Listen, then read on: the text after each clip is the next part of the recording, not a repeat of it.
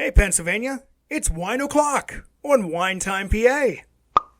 Join Rob, Holly, and Steve as they explore their home state of Pennsylvania and all the wonderful wineries it has to offer. Each month, they take a journey tasting the wines of PA. If you're able, pour a glass of your favorite wine and join us now for Wine Time.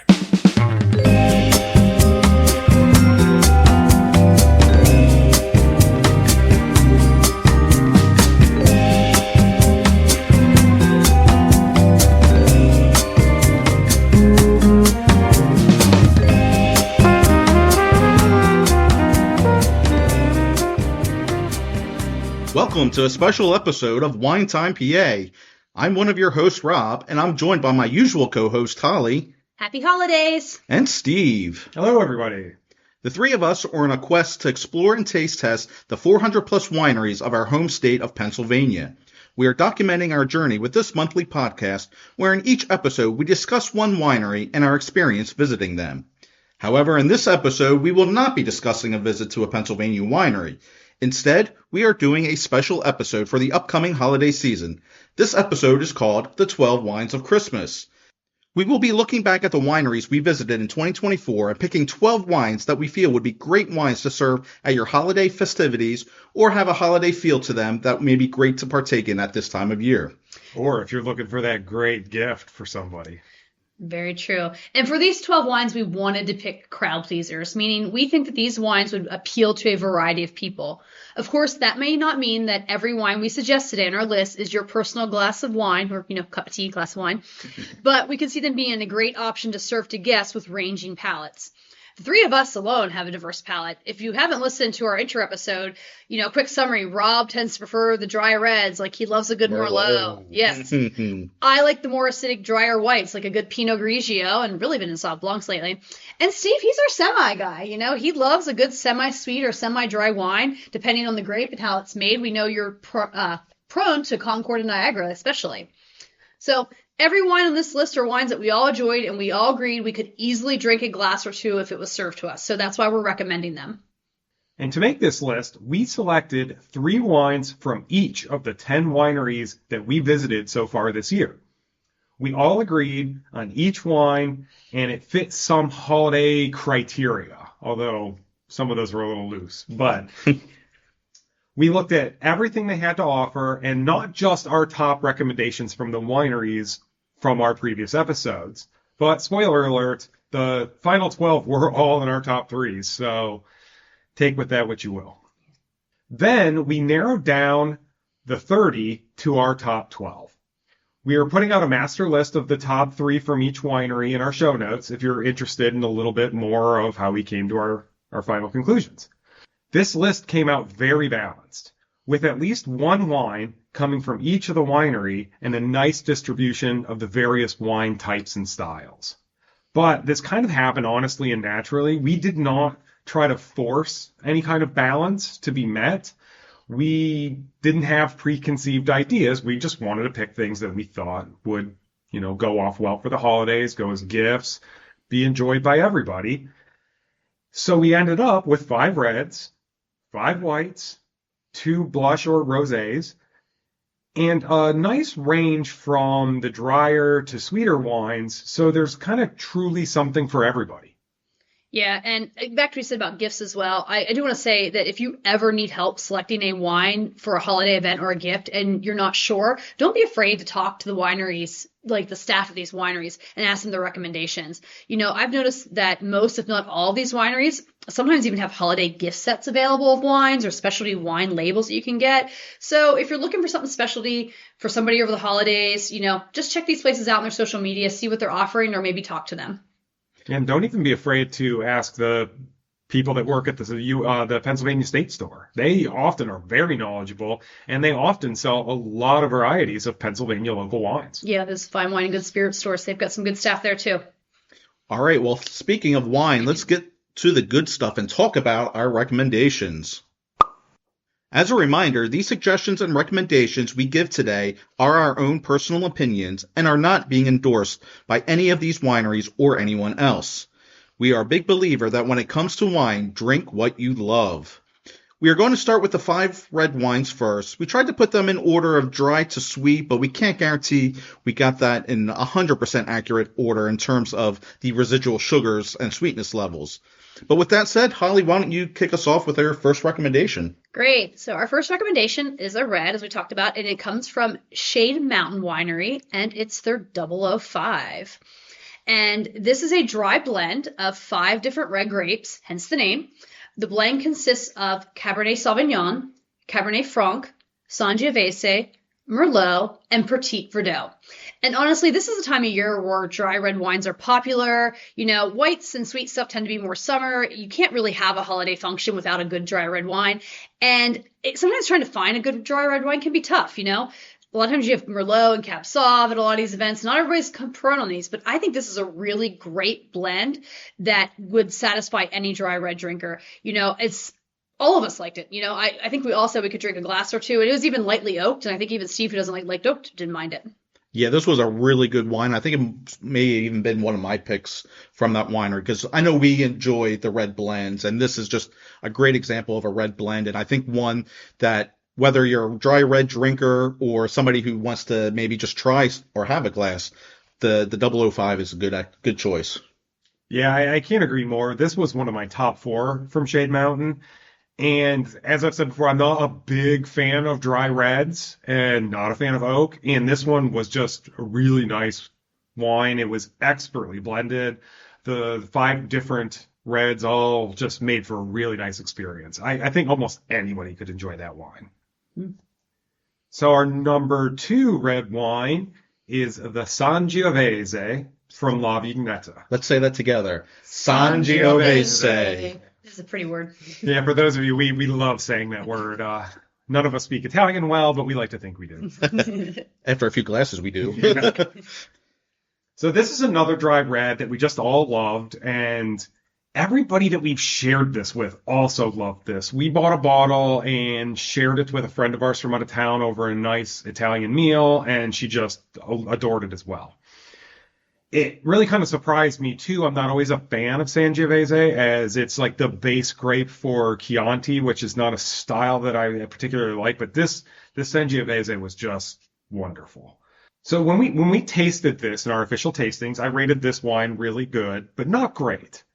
Holly, on the other hand, loved it. So we bought this bottle. And when we took it home and we shared it with that dinner, it just really expressed itself to me. I don't know if we let it breathe a little bit more or what was different, but man, I just loved that. And I cursed myself for not having us buy a second bottle.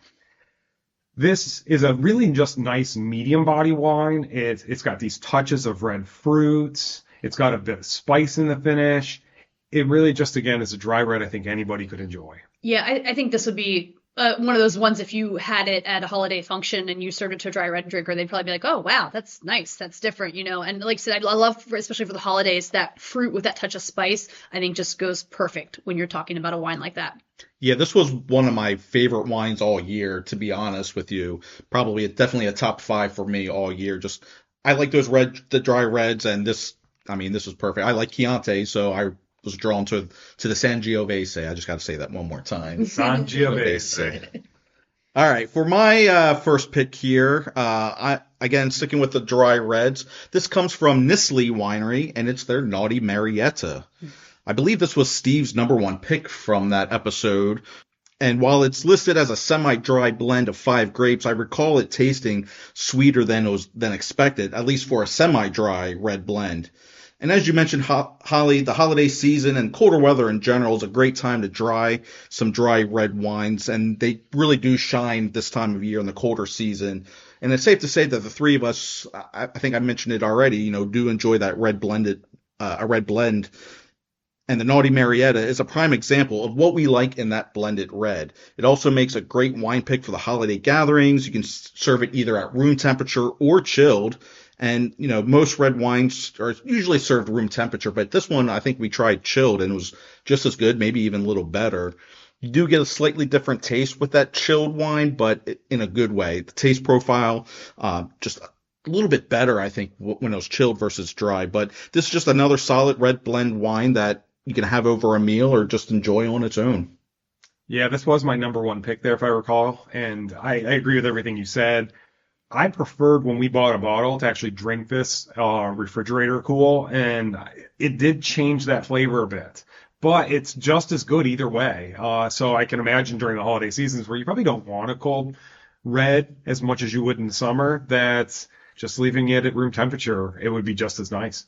Yeah, and if I remember correctly from Italy, I think this was their flagship wine, or it was one of the ones that I think the one that they had been producing consistently for since 1979, which tells you how popular it is. And I think this was a good one for us to put on this list too, because it was a good semi-red. So I think if you're having one of those holiday functions, or maybe you've got, you prefer something a little drier, but you've got people coming that prefer something a little sweeter. This is right in the middle. I think you're going to get both sides with this, which is nice. But all right, so moving on to, I believe, our number 4 pick, right? And this one comes from Paradox Winery, and we're still with reds, and it's called Spiced Red. And this is a sweet red wine that I think Rob had picked as one of his in the episode, but I bought a bottle during our visit because it had intrigued me. I think I had said during that episode that it was like Christmas in a bottle. So I think when we were making this list, this was a must for the list because it's just like Christmas. It's flavored with things like cinnamon and clove that just say holidays. And it's one of those wines you can serve chilled or warmed. And you couldn't make a list of holiday wines and not have at least one on this list that you could serve warm because, come on, let's face it, there's nothing great about a little warm wine on a cold day. And full disclosure, the bottle I bought, we actually opened it when we were creating this list. We wanted to taste test it, both cold and warm. And because we only had it cold at the winery that day, because that day was like blazing hot. But it was delicious both ways. Yeah, this was Christmas in a bottle. I mean, it was those cloves and the cinnamon and all those spices that you get around the holiday seasons in abundance. And yes, warmed up was even better, I thought. Yeah, it was so good. I think there's orange in there too, if I remember. Yeah, I like this warmed up too a little bit better. It was just as good cold, but yeah, something with a little chill in the air and a nice warm glass of wine. It felt right. So our next pick is from Foxburg Wine Cellars, and that is the Cran Grape. So this is a little bit of a surprise that Rob even liked it, because Rob doesn't like cranberry. But it's a little bit sweeter blend of cranberry and Concord wine, and despite it basically being grape juice with a little bit of fruit mixed in, it's not really as sweet as it sounds. Foxburg themselves gave this a 5 out of 8 on their sweetness scale. Now, I didn't say how much residual sugars it had, but I remember drinking this and thinking it's not quite as sweet as I would have thought. The cranberry, too, it really dominates that flavor over the Concord, adding some really wonderful tartness, but it lets enough of the Concord in to kind of smooth that out a bit. I don't know if anybody's ever actually eaten a cranberry without any sugar at all, and it's kind of gross. But they're so delicious when you let those natural flavors come out and get a bit of sugar in there. And that's really what this wine reminded me of. This is another perfect wine for like that snowy winter night, or even a great way to finish a Thanksgiving dinner. Well, and I mean, for me, when it comes to fruit wines, they're not one of my go-to, but I do love a good cranberry wine around the holidays. Cranberry holidays go hand in hand. So this was a good pick for to finish out our reds, I think, as far as that goes. I mean, I have to concur. This was a cranberry-based wine that I enjoyed. And as you said, Steve, I don't enjoy cranberries that much. Especially not as much as you, but I enjoyed that wine, and it's an excellent pick. And yeah, great example. I think Thanksgiving dinner afterwards, perfect. Hey, Thanksgiving's part of the holiday season too. That's correct.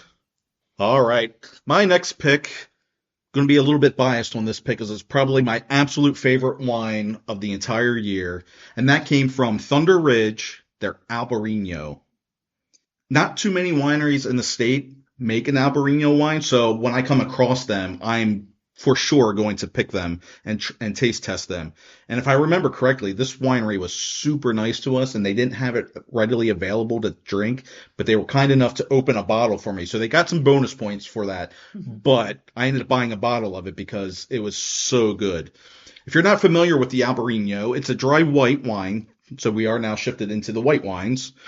It is slightly fruit forward, but it is well balanced with some notes of acidity at the finish. They tend to have those fruit notes such as melons and tropical fruits and citrus-like fruits like grapefruit. And this Alberino, I remember, was just so silky smooth to drink. could be one or should be one that'd be please any white wine drinkers out there, especially if they do enjoy some drier, slightly acidic white wines. And this one was a well balance between that fruit forward and the acidity. And like I said, my absolute favorite wine of the year. Yeah, I agree. I'm not too familiar with Alberino, but this was nice, and the acidity played really nicely with the fruits. And I remember enjoying this, despite not really loving acidity in white wines. So if I like it, anybody can like it. Yeah, and I think again when we're going back to trying to pick wines again, if you're looking for suggestions for a holiday gathering or something along those lines, sometimes having a wine that not a lot of people are familiar with is fun. I mean, they're not going to necessarily go out and buy a bottle of Alberino themselves. So if you're finding a really nice one that you can showcase to your guests, like, hey, this is a good dry white that you can try, here's one that we would suggest, an Alberino, because it's not something that's super common. Yeah, a little off the beaten path. Yes, exactly. Yeah. I mean, I know I personally love it when I go somewhere and somebody has a bottle of wine and they're sharing it and it's a wine I've never tried. I'm like, oh yeah, I'll try that. Absolutely, I think that's a bonus to me. That's something to consider picking with that. And that was a great example. So moving on to our number 7 pick, and we're with the whites, and this is also a dry white. We are going back to Shade Mountain Winery, and it's their Sauvignon Blanc. And this is a dry white, and usually when planning a gathering, I think picking a white, it can be a little tricky. A lot of people tend to gravitate towards Chardonnay or Pinot Grigio, which, I do love, but not a lot of people out there like Chardonnays or Pinot Grigios, people have kind of a love-hate relationship with them, I sometimes say a Riesling is a good option when it's nicer out, but this time of year, I think you got to go with Sauvignon Blanc. It's just a little bit drier and more acidic. I was actually listening to another podcast at one time, and they were talking about Sauvignon Blanc, and they said it's like pizza of wine, It's one of those crowd pleasers that everyone seems to enjoy. And I know it's a white wine I've been getting into more drinking, and the Sauv Blanc from Shade Mountain was one of the best I had this year. It was so good. I know Rob had mentioned some wines in his top of the list this year. This Sauv Blanc from Shade Mountain is definitely probably in my top 5 of wines that I tried this year. It was just that good. Yeah, through our journeys across the state testing wines, I've heard of Sauvignon Blancs, but I've never really tried them before, and I'm starting to like them more, and it's because of Shade Mountain's Sauvignon Blanc. It's a really good example of what a Sauvignon Blanc should and can be, and it's a great holiday pleaser, I think, for parties. Yeah, and again, Shade Mountain, if you don't remember from the episode, if you listen, all of their grapes, they grow in a state, so it's 100% PA grown and made, which is awesome as well. Yeah, this was my number 1. I, like Rob, was not, overly understanding of the Sauvignon Blanc wine. But when I had this one, I really loved it. It's kind of opened the doors for me to Sauv Blancs. I've really branched out, and It's one of my favorite white wines now. And we don't find it a lot in Pennsylvania, so when we do, and it's a good one, I really love it. We actually bought a bottle of this and then fought over it at home because there wasn't enough. This one in particular, in my opinion, really actually holds up globally. We get a lot of Sauv Blancs from like New Zealand, and this still might be one of my favorites. So, kudos to them. And I think you should all give it a shot. So our next one is from Mount Nittany Winery, and it is the Tailgate White. And of course, anybody that knows about Mount Nittany and State College knows the Nittany Lions, so tailgating is a big deal in that part, hence the name. This is a semi-dry white made from the Geisenheim grape, which is a French-American hybrid, and I knew nothing about, really. I only even really know that because it's on their tasting sheet. I just really thoroughly enjoyed this with fruit and citrus aroma of the wine. In fact, the aroma in particular, I just really liked.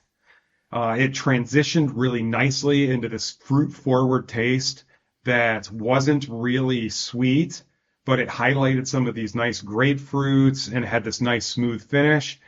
It's just one of those wines where the aroma and the taste really enhance each other, and it's not too acidic. And the grapefruit taste is not too potent, because I'm not always a big fan of grapefruit myself, but I really enjoyed it here.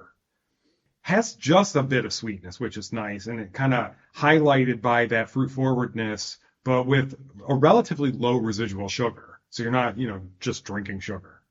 All around, this would just be a nice, safe wine that like anybody would be able to enjoy to some respect or another. Yeah, I think it was on their semi part of their list as far as like, dry, sweet, semi. I think that it's semi. And I love the name too. I think, it fits well, especially if you're watching a game during the holiday season or, New Year's Day, one of those bowl games or something. This could be a fun wine to serve.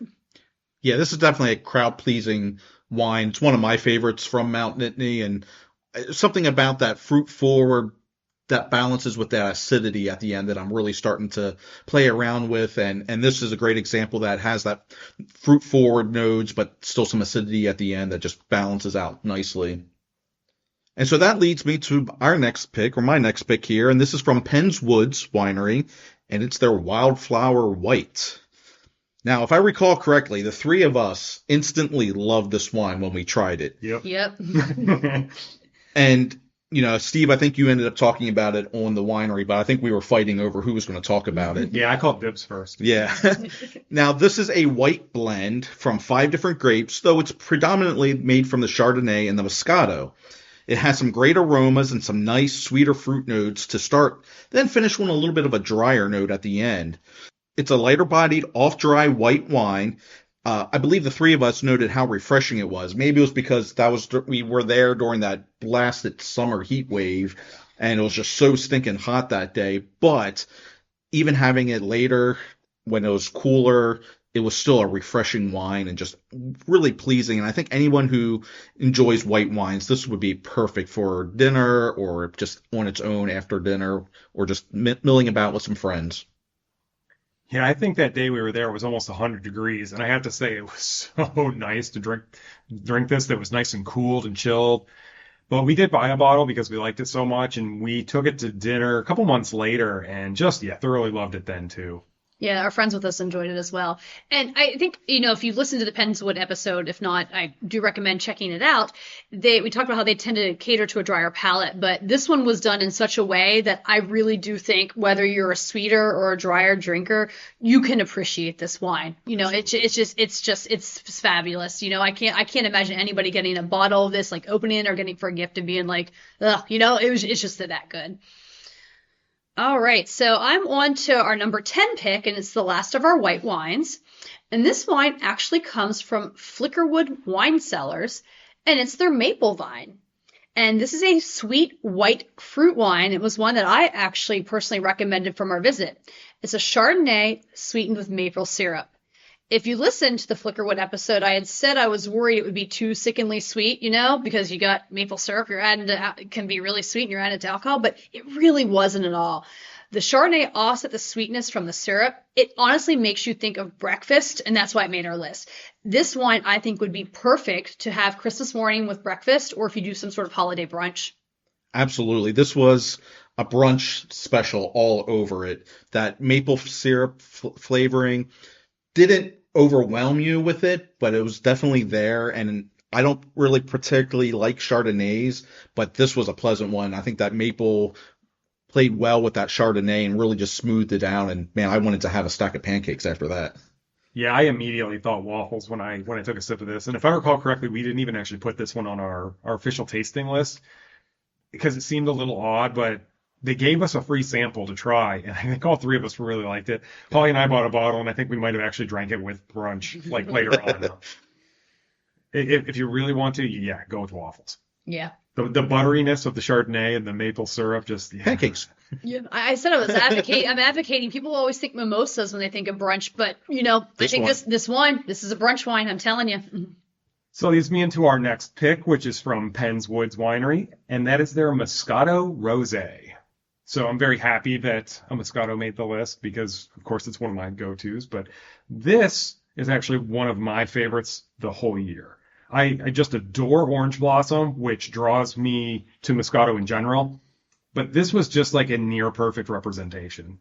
There was this bit of effervescence that really helped tame the usual bit of sweetness that you get with Moscato. But the ABV is also on the lower side, so that helped keep it light and refreshing. With the Orange Blossom with some beautiful apricot flavors that came out and paired incredibly well. And Rob and I tend to differ on our opinions of Moscato, but this is one where we just both thoroughly enjoyed this. Well, and you you don't usually like rosés either. So, No. I mean, I don't think I got apricot from the rosé one. I remember, to me, it tasted very like watermelon, strawberry, like candy apple. And I loved it. Like, I thought it was really good too. I think I drank more of your bottle that you bought at home than you did because it was a summer day and it was just really light and refreshing. And it's just, yeah. Again, that whole Penn's Woods and the palate they cater, I think this would be a good rosé for a variety of palates. Yeah, and I'm not big on the bubbly type wines, but just having that little bit of effervescence in there made this a really special wine. And I really enjoyed this Moscato Rosé, and it wasn't, for the lack of the bubbles. Actually, I think the bubbles helped it in this case. I think a little bit of bubble helps most Moscatos, in my personal opinion. I think it tames its sweetness. And yeah, like you said, this is not really a sparkling. It's just a light effervescence. Very small bubbles. You barely notice it, but it's definitely present. I think I need to drink it again. I don't remember the little bit of bubbles. I do. Too many wines this year. I'm like. Well, you heard that she drank most of my bottle, so maybe that's why she doesn't remember. Well, I think that leads us to our final pick for the 12 wines of Christmas. And we're going to go with Adams County Winery and their Splash of Summer. Now, the name is going to fool you for the holidays because this is a winter holiday type wine, and this says Splash of Summer. Except for Australia. Except for Australia and South America, where, they're on the other time of this year. But this was a fun and maybe even just a different pick to wrap us up, the Splash of Summer from Adams County Winery. I will say as a disclaimer, this may only be available a limited time of the year because it is a seasonal wine. Mm-hmm. Splash of Summer is their watermelon wine. Now, what I really enjoyed about it, other than the fact that I do just love watermelon wines in general, is that this was listed as a semi-sweet wine, and it definitely wasn't overly sweet to taste. Most of their wines, if I recall, from Adams County were on the sweeter side, and this was one of their, drier wines out there. But this was a watermelon flavor that shined through. There's but hints of berries and maybe even a little currant in there. It was just a fun wine that I think you could serve for a meal or during a holiday party. It's very delicious. And, again, it's going to be one of those wines because it's on the sweeter side. I think more people will be open to trying it and enjoying it. So that's the Splash of Summer from Adams County Winery. And I will say, I think this was a good pick as well because, maybe you're one of those people that just doesn't like the cold, the holidays. So serving something that's fun, like Splash of Summer, you know what I mean? Like here's a little bit of summer in the middle of winter. Or if you're one of those people that maybe you escaped to like the Hawaii or the Caribbean or something over the holidays or someplace warm, this would be a great bottle to take with you. Yeah, and I do love this recent trend that I'm noticing where they take a fruit-oriented wine and it doesn't just have to be ultra sweet, almost syrupy. And they tone that down, add a little more alcohol, and you get a semi-sweet out of it. And it still retains all that beautiful flavor, but with less sugar. And that's what they did here, and I agree. This was just wonderful. They did a great representation of a watermelon wine. And, yeah, who doesn't need a bit of summer in the middle of winter? Yeah. You have that luau Christmas, you know? Yeah, that's right. Melakilikimaka. All right. There you go. So there you have our list of wines from 2024 that we think will make a great wines to serve or drink during this holiday season. For more information on any of these wines we discuss, we encourage you to visit these wineries' websites or their social media pages. If you haven't liked or followed us yet on social media, please do so. You can also help our podcast grow by sharing our social media this holiday season with someone you know. Tune in next month as we go back to our normal format and we'll be discussing our visit to another wonderful Pennsylvania winery. Until then, we wish everyone a safe, healthy, and happy holiday season. Cheers. Thanks for listening to Wine Time PA with your host Rob, Holly, and Steve. We hope you enjoyed our take on Pennsylvania wineries and all that they have to offer. Please be sure to like and subscribe to this podcast. Also, be sure to follow them on social media for updates and news. Remember, when it comes to wine, drink what you love.